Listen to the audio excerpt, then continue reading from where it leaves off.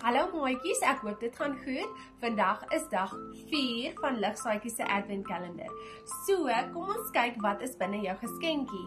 So julle weet, ek het klaar my geskenkie oopgemaak. Binne-in het ek 'n kaartjie gekry, 2 stokkies, bietjie plakkertjies en saad. Ek wonder wat doen ons met hierdie. Vandag se lesie gaan oor God sorg vir ons.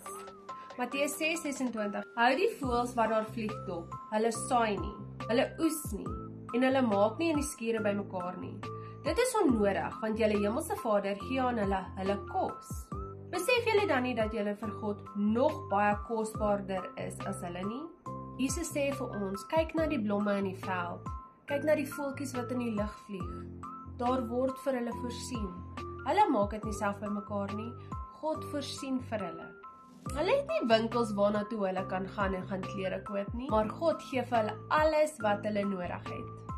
So as God vir die blomme en vir die voeltjies kan sorg, dink julle nie hy kan vir ons ook sorg nie? Hy kan verseker, vir my en vir jou.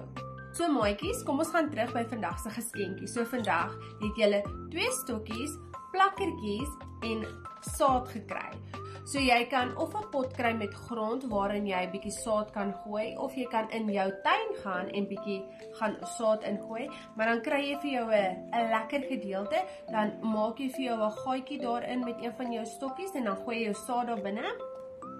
Soos hierdie, jy gooi jou saadjies daar binnekant en dan gooi jy hom weer toe met jou stokkie en dan kan jy jou ander stokkie vat en een van jou plakkertjies daarop sit sodat jy mooi kan onthou waar het jy hierdie plantjies van jou geplant, sien julle so, en dan druk ons hom in die sand of in die grond in. Dan gaan ons klein bietjie watertjies kry en dan gaan ons saadjies bietjie nat gooi en die son gaan dan sorg dat hy bietjie groei. So ons moet ons plantjies mooi dophou.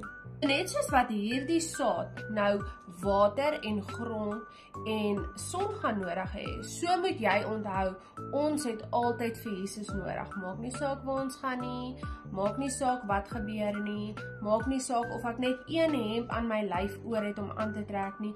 God sorg vir ons en hy is altyd daar vir ons en ons het hom altyd nodig. Julle moet 'n lekker dag verder hê, dan sien ek julle môre weer. Hoor, bye!